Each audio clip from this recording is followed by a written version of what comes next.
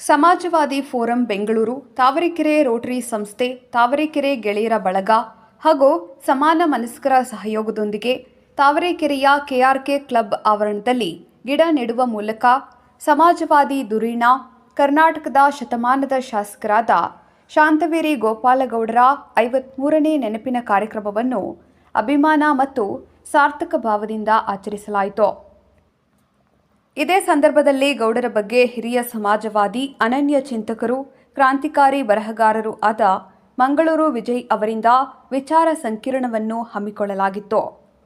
ಶಾಂತವೇರಿ ಗೋಪಾಲಗೌಡರ ಅಪಾರ ಅಭಿಮಾನಿಗಳು, ವಿಚಾರವಂತರು, ಕವಿಗಳು, ಲೇಖಕರು, ಶಿಕ್ಷಕರು ಭಾಗವಹಿಸಿದ್ದರು. ವಿಚಾರ ಸಂಕಿರಣವು ಬಹಳ ಅಚ್ಚುಕಟ್ಟಾಗಿ, ಅರ್ಥಗರ್ಭಿತವಾಗಿ, ಸರಳವಾಗಿ ತಾವರೆಕೆರೆಯ ಸುಂದರ ತಾಣದಲ್ಲಾದದ್ದು ಇತಿಹಾಸವೇ ಸರಿ. ಇಷ್ಟೆಲ್ಲ ಕಾರ್ಯಕ್ರಮ ನೆರವೇರಲು ಕಾರಣೀಭೂತರಾದ ನಮ್ಮ ಬೆಂಗಳೂರು ನಗರ ಜಿಲ್ಲಾ ಪಂಚಾಯತ್ ಶಿಕ್ಷಣ ಇಲಾಖೆಯ ಸ್ಥಾಯಿ ಸಮಿತಿ ಮಾಜಿ ಅಧ್ಯಕ್ಷರಾದ ಟಿ.ಜಿ. ನರಸಿಂಹಮೂರ್ತಿಯವರು ಅಂದರೆ ಚೇರ್ಮನ್ ಮೂರ್ತಣ್ಣ ಅವರನ್ನು ನೆನೆಯಲೇಬೇಕು. ಅವರಿಗೆ ಶಾಂತವೇರಿ ಗೋಪಾಲಗೌಡ ಅವರ ಮತ್ತು ಅವರ ಅಭಿಮಾನಿಗಳ ಪರವಾಗಿ ಅಭಿನಂದನೆಗಳನ್ನು ಸಲ್ಲಿಸಲೇಬೇಕು.